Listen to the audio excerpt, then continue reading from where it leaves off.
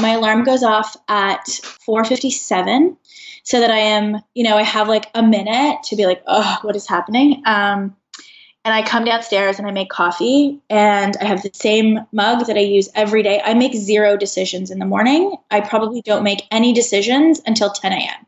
0, none. And that really works for me because then I'm not exhausted. This is the Entrepology Podcast, the podcast where we optimize the bodies, brains, and lifestyles of entrepreneurs, go-getters, and world-changing innovators. Welcome to the Entrepology Podcast. I'm your host, Dr. Megan Walker. As a naturopathic doctor and anthropologist, I optimize the health and performance of badass women working to change the world as entrepreneurs and go-getters. You know, people exactly like you. Your business, body, balance, and inner badass, these are the themes we are exploring. It is an honor to have my friend and colleague, Lori Kennedy, back to the podcast. And what I love about having Lori on the podcast is basically I feel like we are both sitting here with a glass of wine, shooting back and forth about what it takes to be an optimized entrepreneur, how to support people in living their best possible lives, and getting completely real on our very own struggles as we attempt to do these things in our own life. A few weeks ago, I had the pleasure of being on Lori's podcast, The Business of Becoming, where we started to talk about what it really takes to grow a business. We're going to contrast that conversation with a real conversation today about how do we avoid burnout on the other side. Because working harder and harder and hustling is not necessarily what makes us strong and effective entrepreneurs, but working smartly and with ease and with strategy, and by confronting those things in our lives that are getting in the way of our optimal energy, that's how we truly achieve greatness. I love this conversation with Lori today because she balanced out really practical tips on how she made some strategic changes in her life, along with the journey that she went through that forced her to make those. It is always my pleasure to welcome my friend Lori Kennedy to the podcast. Lori Kennedy, welcome back to the Entrepology Podcast. Thank you for having me. I'm excited to be here. Well, I always love chatting with you. And I feel like it doesn't even matter if we have an audience. Every time we sit down and have a conversation, we're like recording our own little podcast. Yeah, totally. Because there's such gold that comes out of it. But, you and I had a conversation a few weeks ago on your podcast, The Business of Becoming. And we were talking about how do you take yourself seriously as an entrepreneur. And I want to take that conversation and I want to contextualize it to this idea of how do we achieve balance as an entrepreneur while still being a total badass? Because they're not mutually exclusive. So that's where we're going to go. But before we do, can you just give everyone, for those people in our world who don't know who you are and what you're up to, which are very few at this point, a little bit of a background in terms of who you are and your journey and why this is a topic you're so darn passionate about? Yeah, so I feel like this is the great struggle of my life. What we're going to talk about today. So who am I? So I am just Lori at the moment.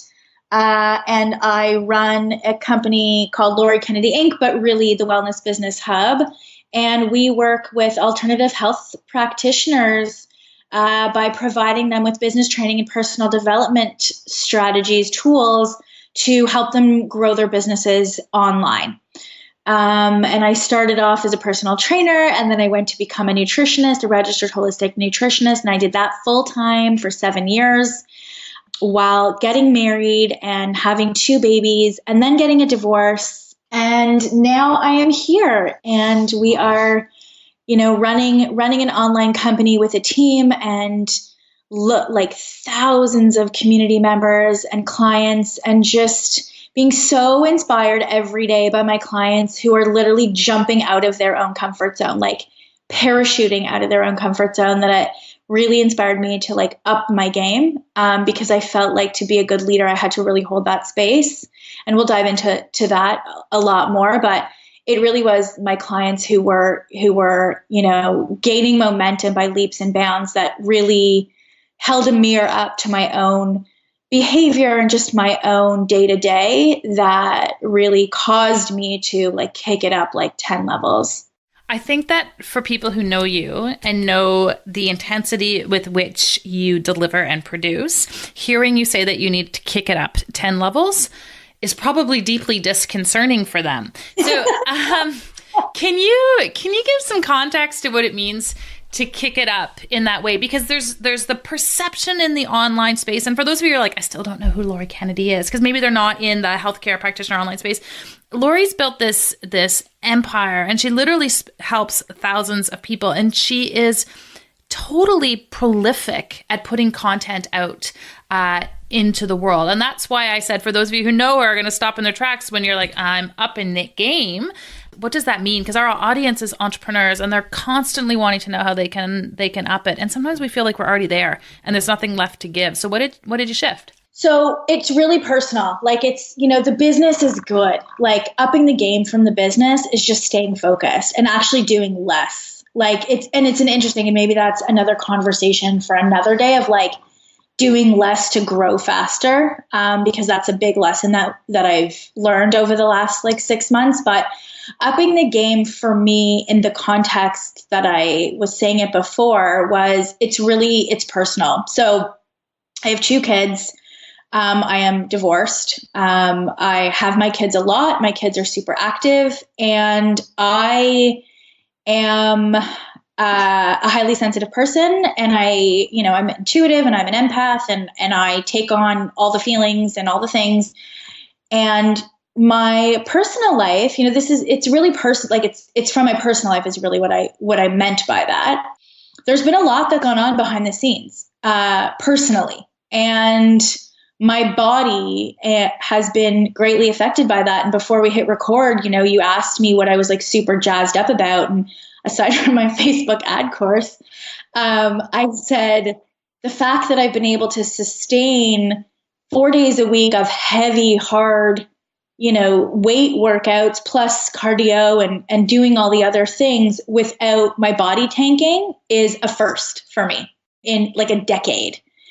And so when I think, okay, I need to up my game, my business is at such a point right now where I have extra time, which is amazing. And it's taken a long time to get there, but I can take 90 minutes every day and go to the gym and have a full hour long workout. I didn't feel like I could do that before, and maybe I just didn't see how to, but anyway, I chose not to.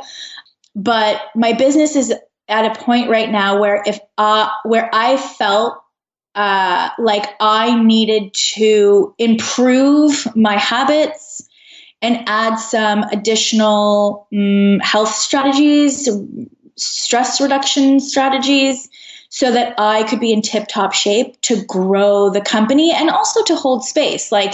We all, I'm sure, have instances where we feel like a fraud. And I think, it's funny because both you and I, we work with health practitioners, and now you're you have, I think, better health habits than I do regardless. But there were things that I felt pretty embarrassed about that I wasn't doing for myself for no particular reason, but I just wasn't doing them. And I knew that they would help me feel better, which would in turn help me show up better for my clients and my kids. And there's things I think that we all have that we feel shame about, that we know we should be doing, that we're not doing for whatever reason. And I just got sick of feeling that way. Every time I would go to my therapist, I would talk about the same nonsense. And I'm like, I was over myself.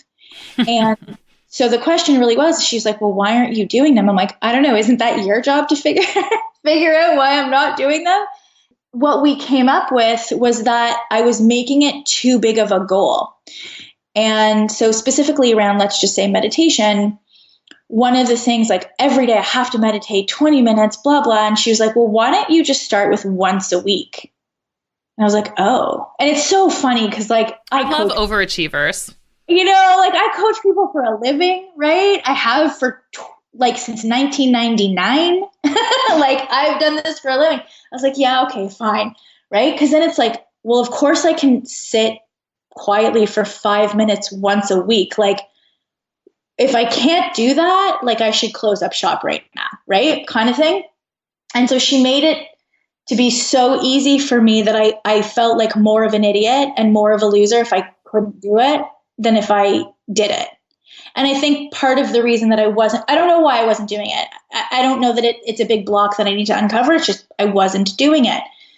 And so that's what I mean. That's a very long-winded answer, but that's what I mean by upping the game, like doing the things either personally or professionally for me that I knew would help me get to whatever next level I want to be at that I wasn't doing.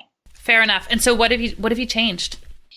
So I added the meditation onto the end of my workout, actually. Like, this is super practical, but it was like, I don't want to get up in the morning and meditate because I have my morning magic time where I write. I don't think that it's realistic for me to do that. I like to get up, I like to drink coffee, and I like to write from 5 to 7. That's my time. And so I pay to have a trainer 4 days a week. And some people are like, oh my God, that's ridiculous. I wouldn't go otherwise. And the times where he's canceled on me, I don't go. So I need that. I know nothing about that. Right. I just surrendered to the fact that I was like, this is who I am. And it's taken me 6 months. Now I'll go, actually, because my body craves the movement. And I've noticed for the first time in my life, given the fact that I was even a personal trainer, how it affects my moods. Like, totally noticed, because I didn't go for a couple days in a row and I could tell the difference in my mood.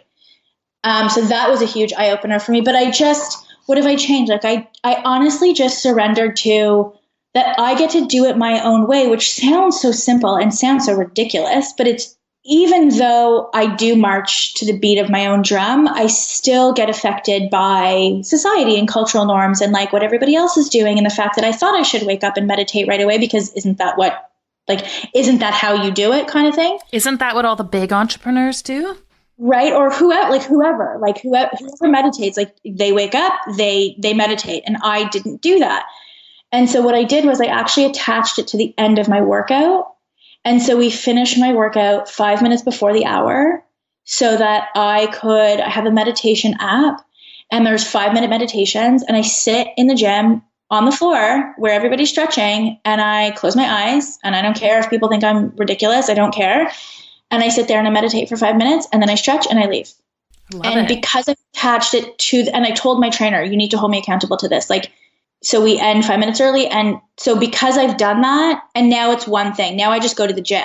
So it's not like two things. I don't go to two things would be doing it separate. So I just still have this one thing that I have to do. So in my mind, it's just so much easier. And I've been doing it for basically all of January. And I, even though it's 5 minutes, I can tell the difference on the days on the random days that I don't do it. Well done, because it's hard to change a habit and it's hard to build new things, and it takes a bit of discipline. And the thing about discipline and willpower is I firmly believe that they just don't work. And what you have to do is you have to sequence things. And that's exactly what you've done, right? Is you've sequenced them appropriately, and you don't get to go home and do work and all the other things that you want to do until you've actually put those things in, which are going to amplify the rest of your day. It's super smart, and it's tailored to you, which is what I think so many of us get scared to do. Is we hear that, this person or that person or this person that we admire does it this way, then we fall on that bandwagon for 6 weeks, and then we move on to the new bandwagon for 6 weeks. And so in saying that, I want to ask you about your morning, because I know your morning is totally sacred to you and you are highly disciplined and committed to it. But before you even tell us that, I do want to throw that caveat to people. Is the thing that I admire most about your morning is that it's the morning that works for you.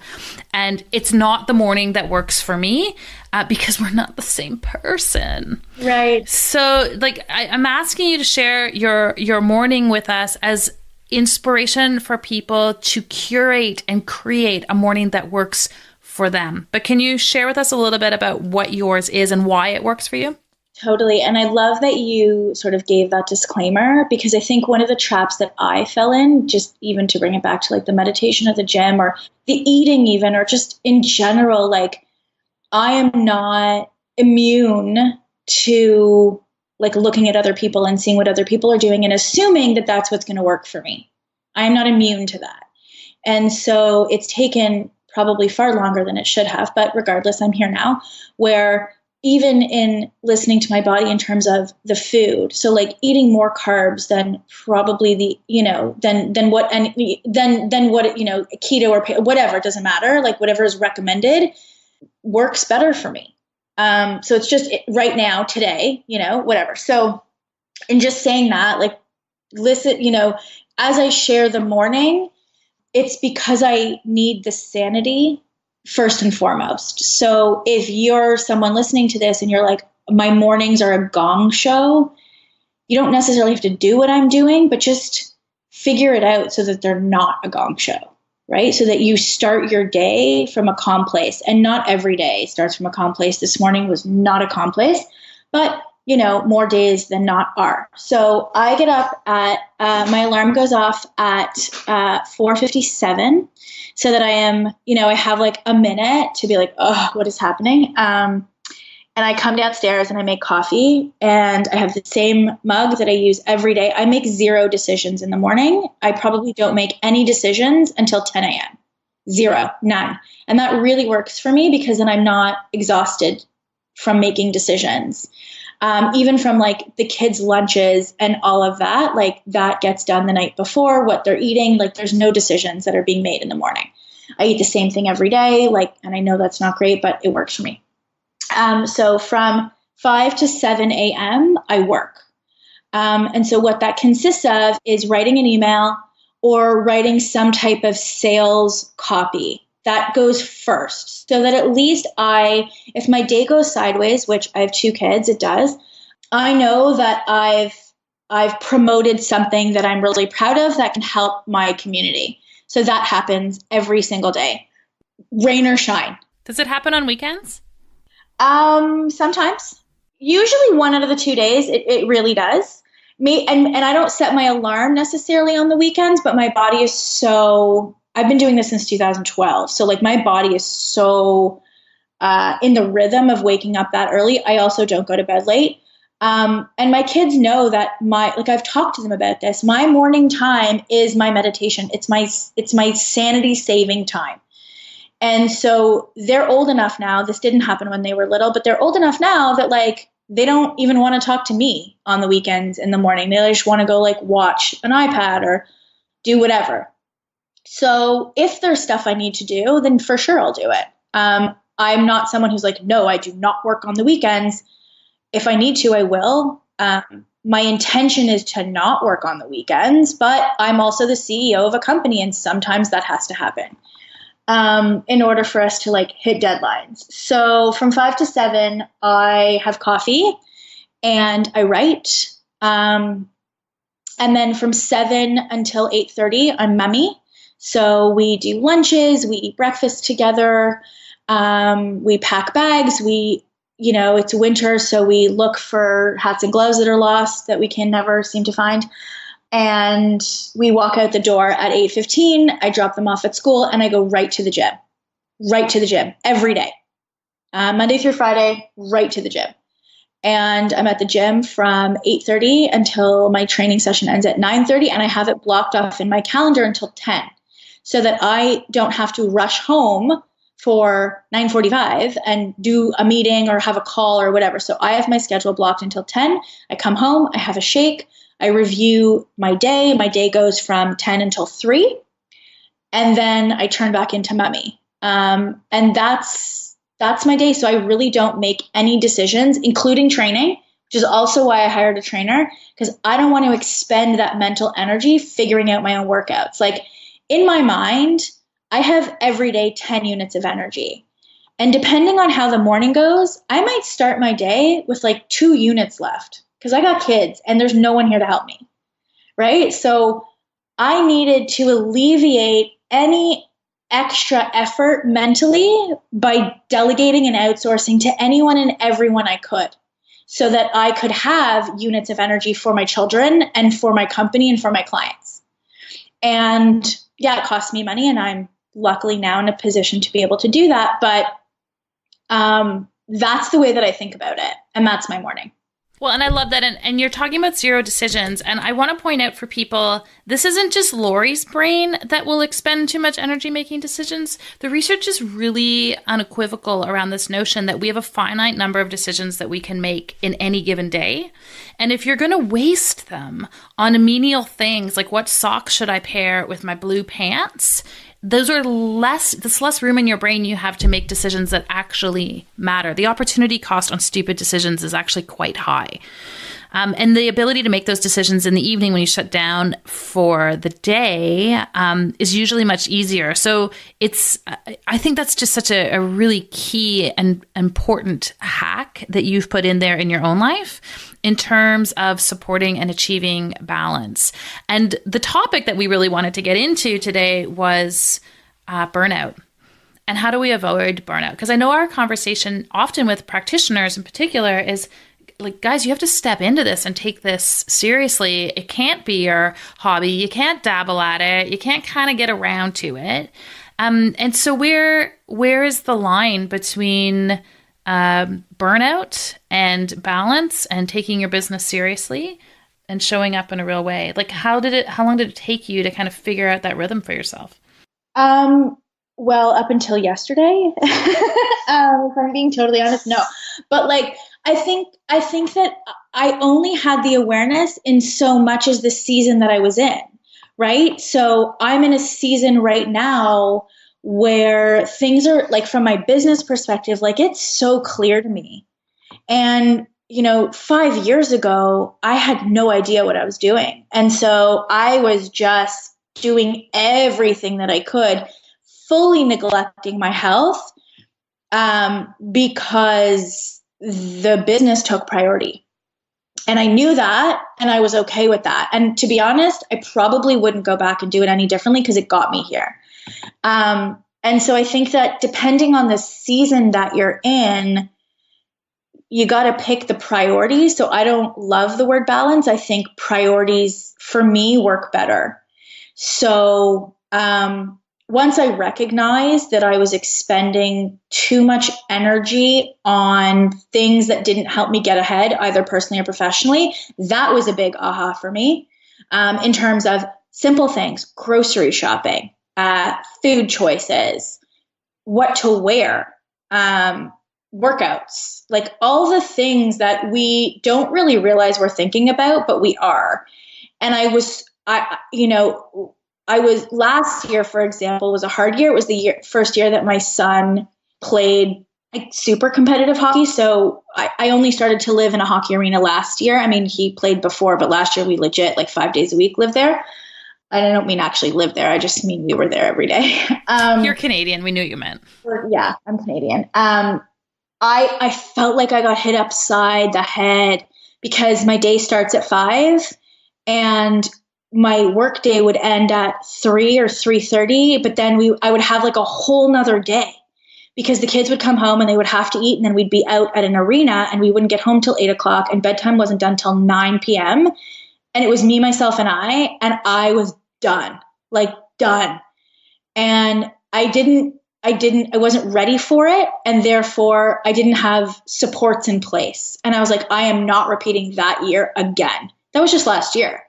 And so this year, I was like, okay, I made a list of all the things that cost me energy that I could give to someone else that don't really matter.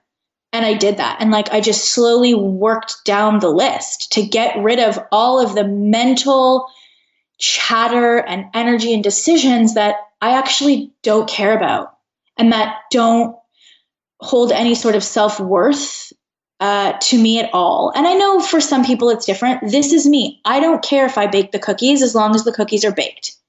Doesn't matter to me. I'm not getting any extra mummy brownie points for baking cookies. They don't care who baked them. They just want cookies, as the example, or food or anything like that. So I really, really had like a hard conversation with myself. And I was like, okay, if you want to be physically in tip-top shape and you want to show up as the mom that you are proud of, and if you want to grow this big, big business and hold space for thousands of people, like you got to let a lot go.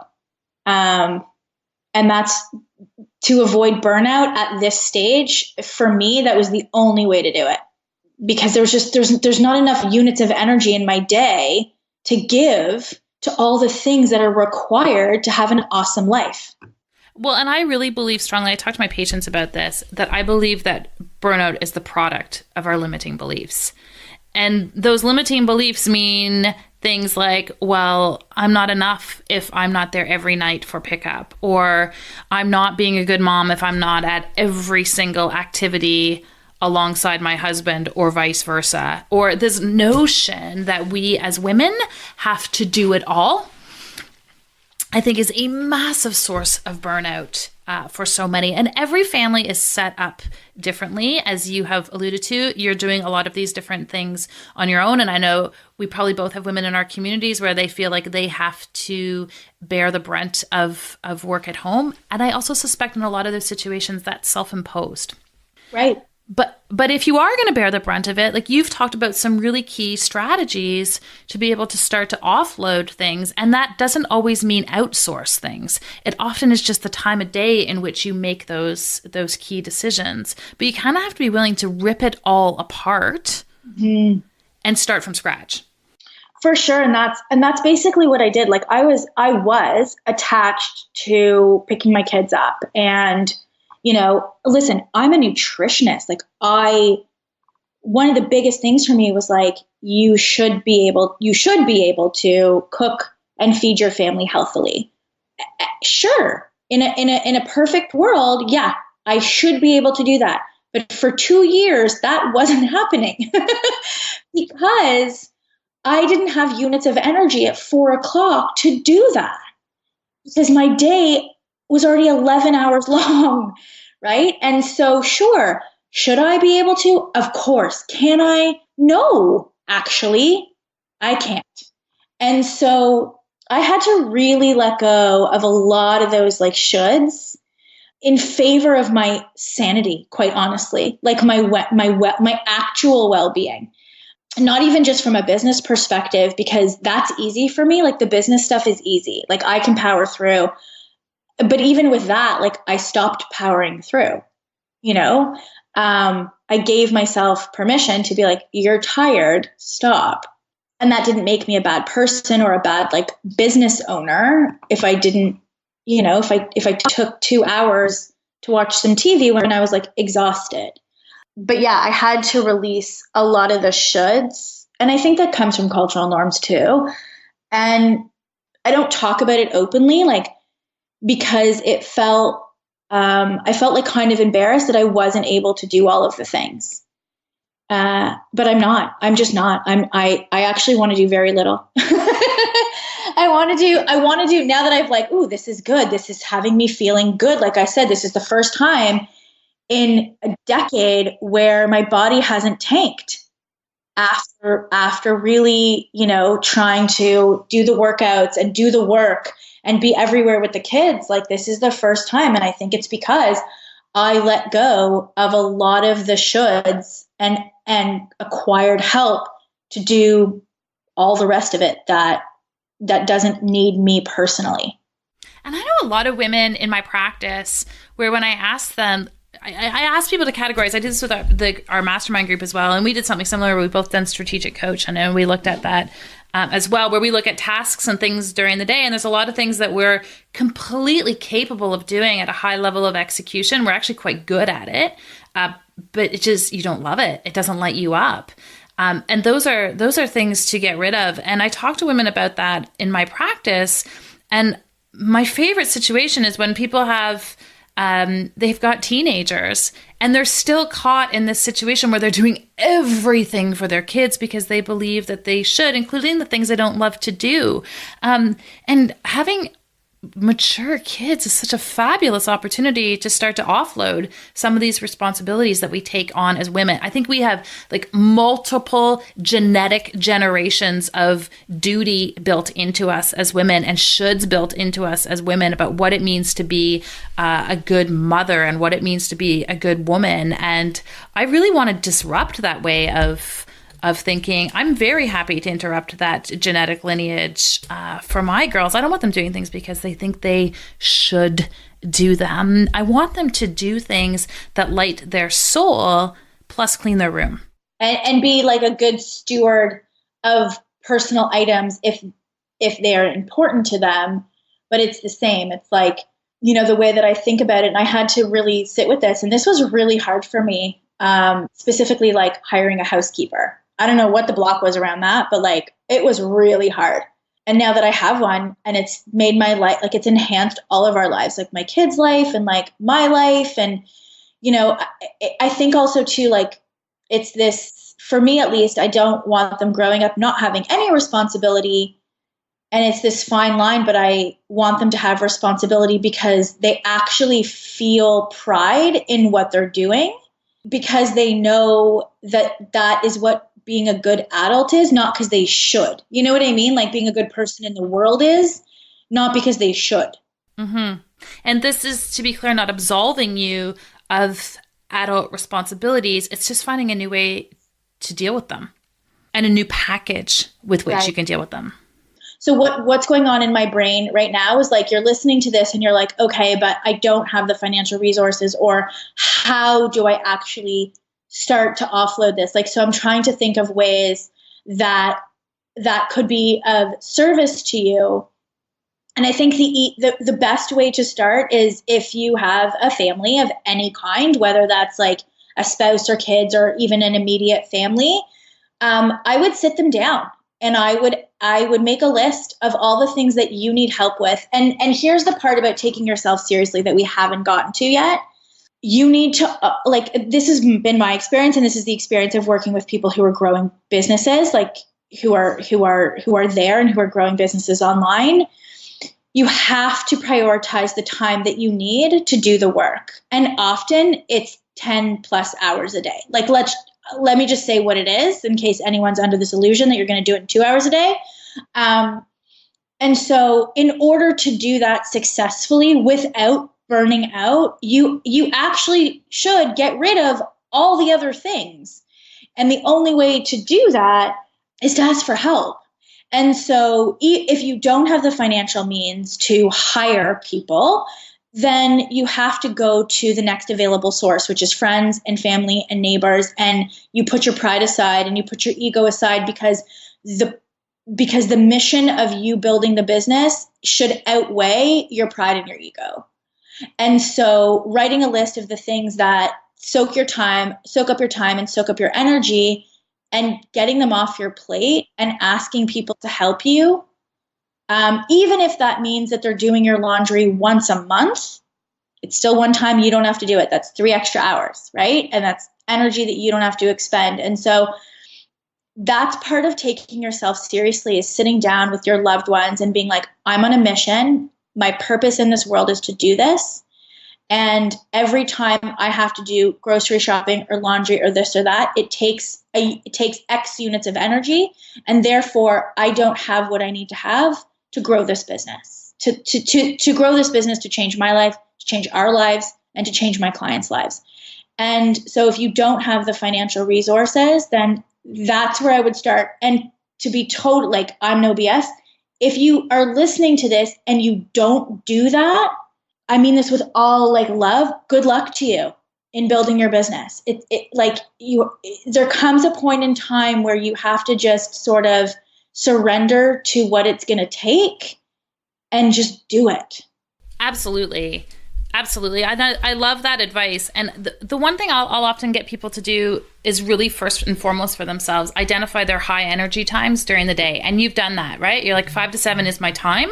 That's when I really need to sit down and focus, and I can write and I can get things out the door. And you need to honor that for whoever you are and whatever it is that you are doing, is identify your high energy time of the day and clear everything out of that period of time. Because often you can get 3 times more done in that high energy time than you can otherwise. So that's not when you're folding laundry. It's not when you're checking email. It's when you're doing your most brain intensive activities, and you do those things first, and you move all of the soul sucking pieces that you aren't necessarily in a position to outsource yet to your lowest energy times of the day. Do those at night. And I know so many side hustlers and early entrepreneurs where they're serving everyone else all day in their highest brain function time. And then finally, once all the kids are in bed, that's when they sit down and try to work on their business. But your body and your physiology is not on your side at that point during the day.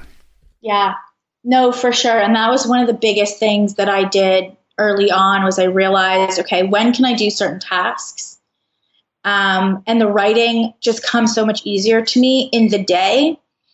And if I had to write at night, I would, but it could only be after the kids go to bed and there's like absolute quiet.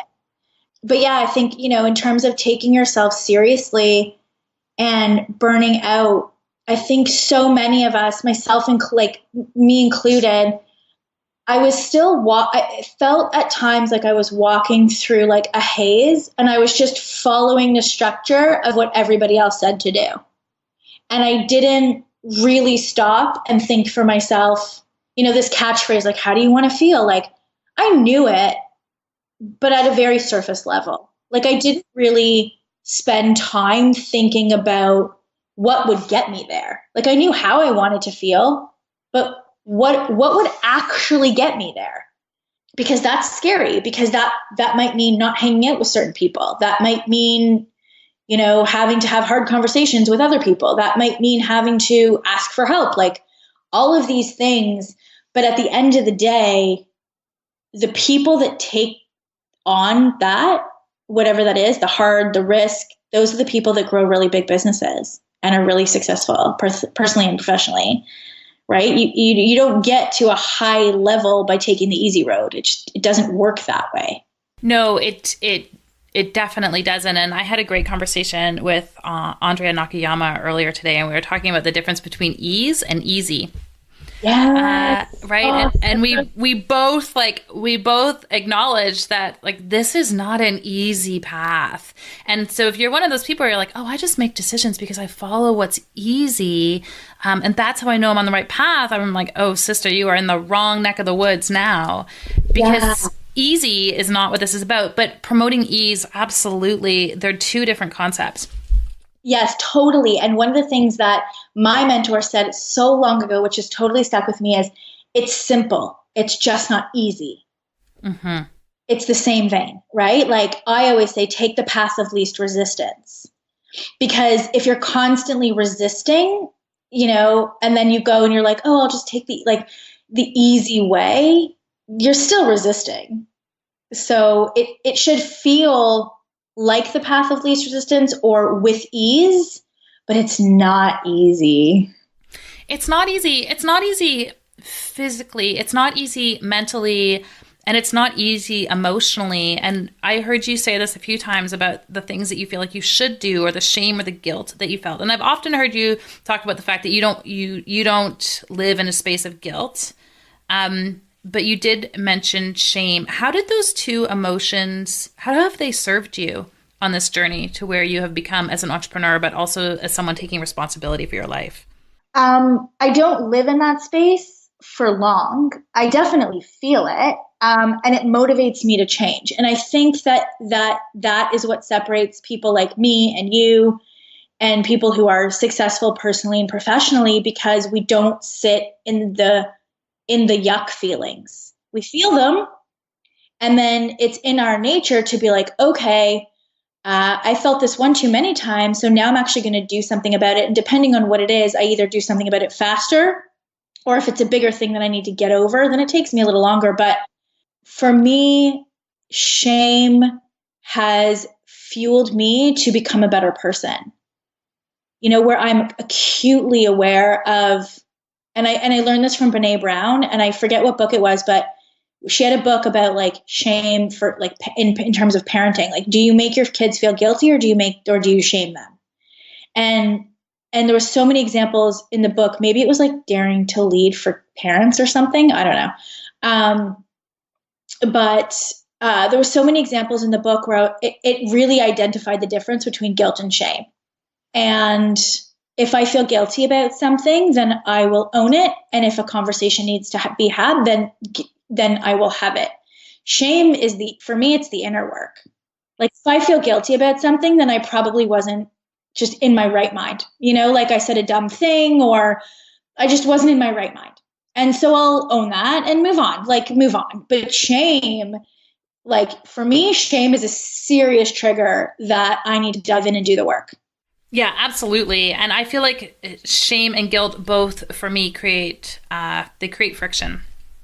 And if we're moving to a place where ease is what you are chasing, then you have to confront that friction. And I love that you said that as soon as you feel it, you confront it. And if you listen to people who talk about high performers, someone like Brendon Bouchard, he's like, what high performers do is when they encounter a challenge, or in this case, we'll say friction, they confront it right away. It doesn't get swept under the rug. They don't modify their behavior around it. They lean into it. And so, for people listening, I would say take the shame or take the guilt and really stop and pause and understand what's behind it. And I'm pretty sure 90% of the time, it's the limiting belief related to whatever that activity is. And it's so interesting to me. And I mean, I don't know, I'm not sure where this came from for me, but I don't understand why people are so afraid of it. And maybe because I've done it so many times afraid now. Of what? Like just facing their stuff, like asking for help, facing their stuff, like, you're not going to die, like nothing, it's not that bad. And on the other side of it is growth. And it's almost like you say you want this life, you say you want this thing, but you're not willing to go through the mud to get there. Right. And so it's so interesting to me when people are, saying one thing and I'm like, but you're not willing to face your own demons. That's what has to happen. And face up to the weak spots and just even acknowledge them, or whatever it is, change your morning or ask for help or stop doing something that doesn't feel good just because you think you should. Things like that. In your mind, is dealing with all this shit a prerequisite to being a successful entrepreneur? In my world, yes. But I'm pretty sure, you go and you look in the real world, no. I'm pretty sure that there's lots of high level people who have loads of crap who are so unhappy. So I think it depends on who you ask. In my world, yes, 100%. And I think that has more to do with me being a highly sensitive person than anything else. Because I don't think that I could operate at this high of a level if I didn't deal with my own stuff. Right. Well, and I would argue as someone external to that it also speaks to the fact that you are an authentic person. And so what you say and what you share at any given moment is a reflection of where you are at authentically and truly, which is why I think you are such a powerful mentor and coach for so many people. Thank you. Hey, fellow go-getters. So we've got a lot going on right now over at Entrepology Performance Labs, and I want to make sure that you guys are in the loop. We have groups and contests and quizzes and meal plans and all sorts of things that you can get your hands on. And the best place for you to be in the know is actually to ensure that you are following and hanging out and engaging over on the gram. My personal handle, which is at Dr. that is Dr. Megan Walker, is where most of this activity is currently taking place. And so I'm going to invite all of you to come on over and to follow and to play along. This way you can engage with our weekly guests, get direct links to some of the things that they're talking about in our show notes, and have access to some of the coolest new quizzes, ideas, and games and links that we have in the pipeline over at Entrepology. Head on over to Instagram, hit follow, and let's keep in touch. My handle over there is at Dr. Megan Walker, and let's keep the conversation happening. And I think this is actually a really perfect place to transition to the second part of the conversation. And I call this second part our KPIs, or key performance indicators. So we just talked about all the stuff you need to be doing to be able to achieve some balance and move out of the zone of burnout. And really, to sum it all up, you got to deal with your shit. But I want to look at your KPIs, your key performance indicators, with respect to how you live your life that help you to exist in this authentic and evolved and an ever-growing state. So if you'll indulge me, I've got some rapid fire coming your way. Let's do it. All right. Who is inspiring you right now? My daughter, actually. She's going through some stuff at school. She's 10. She's a girl. She's going through stuff at school, and she is so freaking inspiring to me right now. What is your audacious goal for this year? To be in a relationship with a man. Oh, girlfriend, I like that. Silly as that sounds, that is an audacious goal of mine. You also have to do the work to make that work out. I know, which is why it's pretty audacious. I love it. Slowly but surely doing the work, yeah. What is the one thing you are most consistent with respect to your health? So I would say within the last 6 months is the workouts. It's moving my body first. But in general, I would say getting up in the morning like that 90 minutes, as a single mom, honestly, I think it's like my biggest sanity saver. I know. I need my kids to sleep through the night, and then I'm going to join your club. Well, that's different. But you know what? I have to say, even when my son didn't, I still did. I needed time in the morning to myself. Yeah. No, it's a really good point. I'm also going to own that we just talked about doing what works right for you. So I will play with it and then decide whether it works. Yeah. What is something totally badass about you that people would not otherwise know? I don't know. It's funny because I don't think of myself as being a badass person. Honestly, I'm badass. I'm really good at marketing. Like, I know you guys probably knew that, but sometimes I even surprise myself. That is a totally amazing skill to have in this industry. Yeah. What do you do for fun or play? For fun, I play cards with my kids. We are avid game players in this family. And also, I'm a huge fan of changing your state. So often there'll just be a random song and you just silly dance it out. In the car, it doesn't matter. I'll be anywhere. My kids are so embarrassed of me. I'll just dance. I don't care. And so that's something fun or silly. What's your favorite color? Blue. Oh, me too. Yeah. Entrepreneurism. Are we born this way, or do we learn to become entrepreneurs? I think that you're born with a certain ability to have resilience. And a risk tolerance. I think some of the skills can be learned, but I think innately, I think it's just who you are. Lori Kennedy, always so much fun. When people are asking us where they can find out more about you, where should we send them? You can come to Instagram. It's at Lori Kennedy Inc. So Lori spelled Lori. And feel free to DM me. I love talking to you all. It's actually me who answers that on that platform. And I just really like having these types of conversations. I think at the end of the day, we're all real people, and, the more connected that we are, the better.